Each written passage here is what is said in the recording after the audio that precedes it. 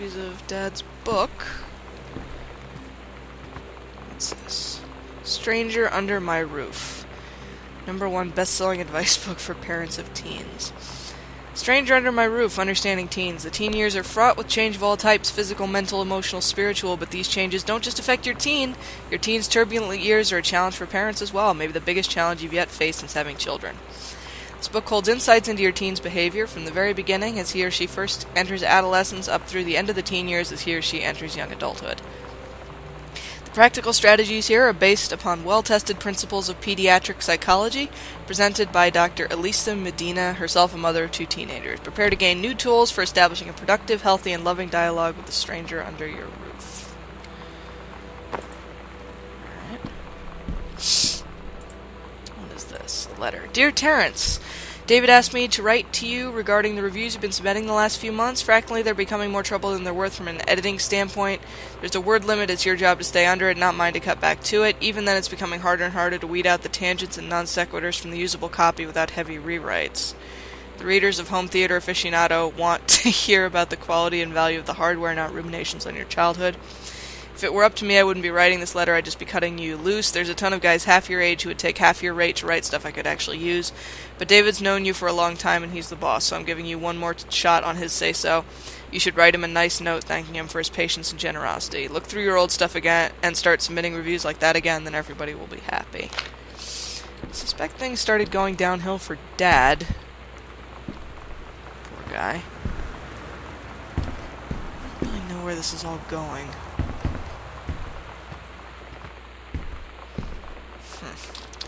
Alright, where haven't we gone yet? Alright, that's to the basement. I haven't gone there yet. I guess we have to go upstairs now, right? Let's go upstairs. I was thinking I might get this done all in one night. They said it was, I looked it up and it said it was like 2-hour playtime, but I think it's gonna be longer than that, so let's go upstairs. Look around here a little bit, and then I'll probably pause for a while. Another pack of cards. Nothing. Light. Good. Personal calendar. Weekly planner. Monday, couples bonding. Wednesday, cooking class, take apron. Friday, ballroom dancing. Couples bowling. Sorry. Wednesday, cooking class. Friday, ballroom dancing. Oh, they canceled couples bowling and ballroom dancing. Cook the big meal for Terry and Sam. Alright. Comb.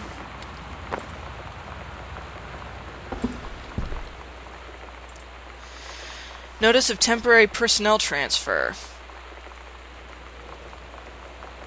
Bruce Pendleton, head of personnel, State Forestry Service, to aid in the upcoming prescribed burn operation.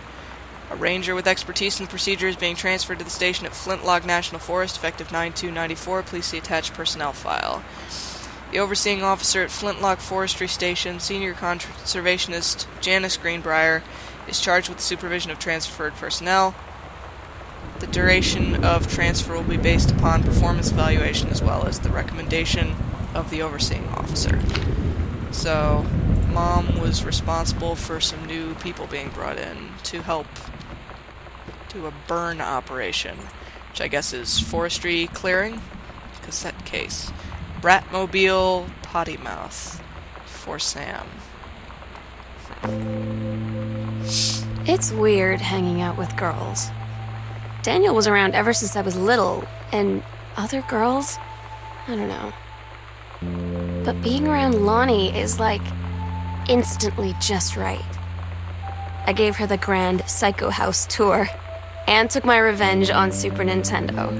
And it was like, I don't know, I finally found someone I feel normal around. I drove her home and she gave me this tape and said, "You have got to listen to this." I haven't stopped playing it since.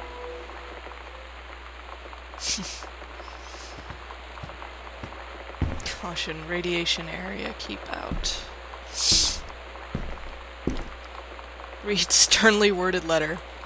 To whom it may concern, I, Samantha Greenbrier, am 17 years old and am therefore an independent, fully functional human being. The fact that you still forbid me from going into the city on my own is frankly absurd. Compare with Katie, who is only 3 years older than me, and yet you allowed her to go all the way across an ocean to another continent on her own. I just want to spend an evening in a normal, totally safe city on my own like a human being, and since you may also remember that I have my own car now, you can't really stop me. Warmest regards, your daughter, Samantha. Sam, please stop leaving every damn light in the house on. You're as bad as your sister. Oh, that's funny. That's funny, because they knew that people would be playing exactly like I am and turning everything. Oh, these people are clever. Well done. Daniel called again. He wants his Nintendo game back. As well he should. I assume this is Sam's room. Left your TV on. Turn that off. Okay. 3-ring binder. Okay. Cassette. We're so cool, yeah, yeah. Yeah, we're so cool, cool. We're so cool, yeah, yeah. Fuck you too, cool schmuck.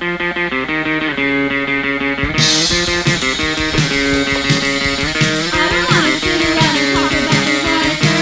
We're so good. Bratmobile. Cool schmool. Oop. I don't know if these are people I am supposed to be like music I'm supposed to be recognizing, or if it was written specifically for. Hey, read codes. Chun-Li moves. Fireball, hold and punch. Lightning kick, kick, kick, kick, kick. Helicopter kick. Hold down, down, hold, up and kick. Air stomp. And middle kick while jumping. Okay. Is that, the game? Adventures the Cat returns. Oh, I miss the days of Super Nintendo and N64. Super Spitfire. Oop. Put that back where it belongs. And Journey of Crystal. Alright. Stop that. Pillow. Note. Hi, Lonnie. I wrote this in first period and left it in your locker on the way to school. It's what all the cool kids are doing, I've decided. Write me back. Also, here's an idea for something to draw. 2 cats on a motorcycle. Hey, this is a good idea. What all the cool kids are actually doing is sending each other pages on their beepers. But we're cooler than them because guess what? They can't put this on a beeper. Your drawing of cats was so good that I added a background to make it even better. Maybe I should just stick to writing, though. Haha, I like it. How did you know they were about to be abducted by aliens? I'm looking at Mr. Fish right now. I feel like he would probably have lots of cats. Also, like his secret shame is he watches 90210 religiously. I'll ask him about it after class. He said he doesn't have cats and also that he's never watched 90210, but I could see in his eyes he was lying.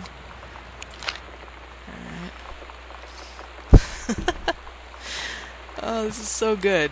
Okay, we don't have a locker combination yet. I'm probably gonna finish with this room and then pause for a bit. Samantha Greenbrier, year 11, Fletcher, period 5, shop 1, metalworking, C-. Not a challenging assignment. Metal plaque for family portrait, reasonable subject but not complex.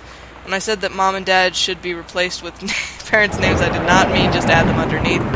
Acceptable leveling on edges, show more pride in work. Fuck!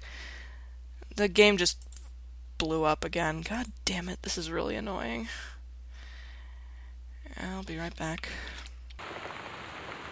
Alright, we're back again. We're going to finish this room and then stop because I'm starting to get a little frustrated with its determination to cut back to the desktop and then stop working.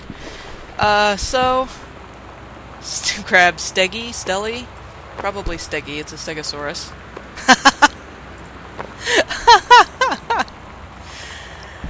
Oh my god. This is so good, though. Like, the writing in this is fantastic. Groove.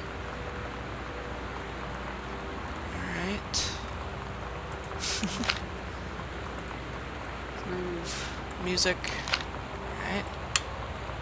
Pirates. Good. Yes. Quite. What's this? Brother 150. This is the one me and my dad are building. Want to go for a ride when it's done. Phaedrus motorcycle. Alright, and there's a pen that appears to be floating in midair, possibly. Anything else under there? Eraser.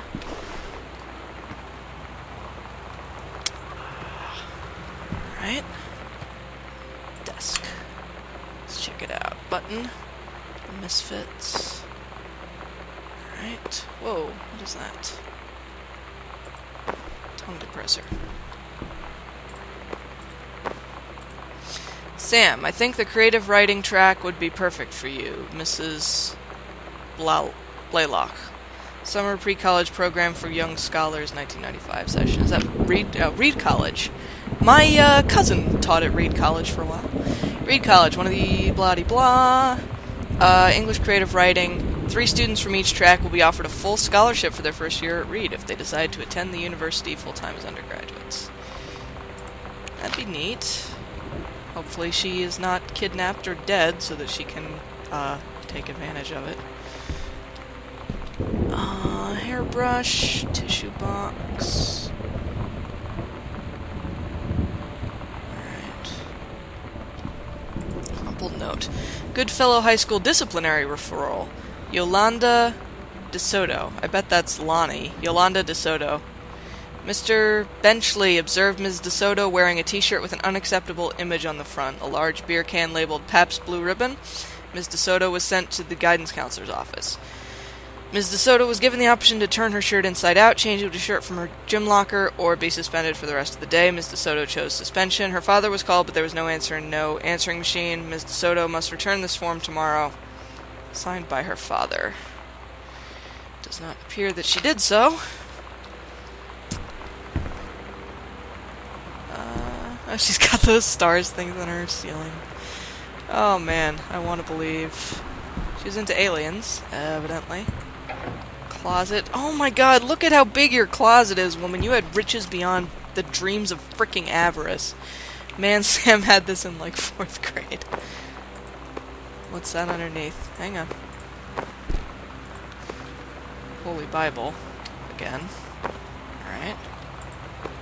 Samantha. S is for special, A is for adorable, M is for merry, A is for affectionate, N is for nice, T is for thoughtful, H is for honest, A is for admirable. Alright. What's this? The King's Labyrinth. Chapter 2, Fraying Threads. This is still by Sam, it's Captain Allegra again. Captain Allegra, still in her flowing skirt and sturdy jerkin, descended the single shining thread into the lower cavern of the labyrinth. She and the first mate, on their own now, grew closer to their goal, the throne room of the dead, immortal king of the island. Dead immortal. The first mate slid down the line onto the stone floor. She swept chalky bone dust from the front of her canvas trousers and looked up at Allegra. Silken thread, nigh unbreakable thanks to the enchanted moths that inhabited the island, trailed behind, leading their way back to the entrance.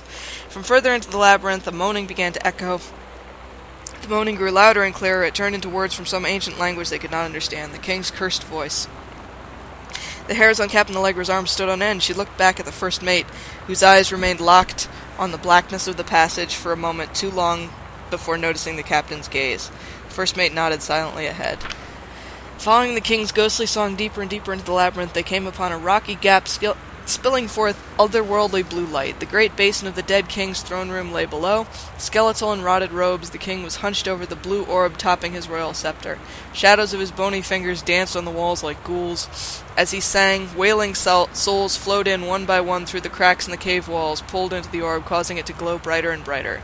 Behind the king, a long staircase hewn from rock led down into the chamber from a passage at the top. Allegra said, "We have the advantage in numbers. I will draw his attention, and then you—" But the first mate interrupted. "No, I am smaller and quicker. and you know of dealing with mystic energies like these. I will circle to the other side, get the king's attention, and lead him on a merry chase. She held up the silk line, all traced by this invincible thread, of course. Allegra said, "It is a good plan, but perhaps we should go together." The first mate shook her head. "You know this is our best chance. Don't be afraid for me." They grasped hands and exchanged 3 tight squeezes, their palms growing warm. The first mate tied the shining thread to the belt of her trousers, gave a quick salute and a wink, and dashed off. Allegra waited, staring vigilantly across at the top of the stairs where the first mate was to appear. The king continued his... Wait, no. The singing stopped. The king turned and began walking up the stairs. Allegra wanted to call out, to do anything to stop the first mate from running headfirst into danger. She tried tugging on the line to signal her. No use. The king was nearly at the top of the stairs when the first mate burst through the passageway.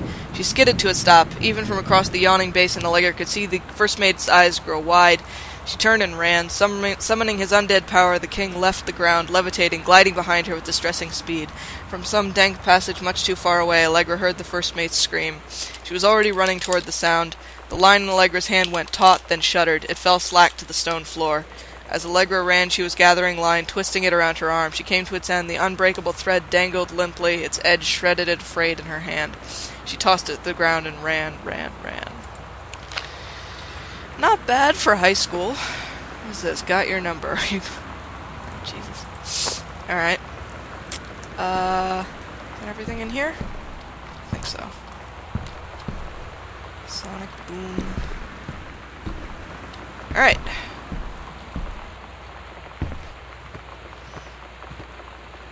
Malay Pacific Institute of Art exhibition. I want to say it's someone's painting of Ophelia.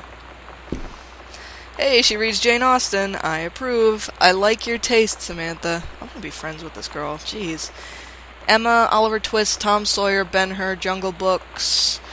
Selected stories and poems by Poe, The Virginian, Treasure Island, Call of the Wild, The Master of Ballantrae by Stevenson. Hey, I've never read that. The War of the Worlds, Scarlet Pimpernel, Metamorphosis, Frankenstein. You seem like a cool lady, Sam.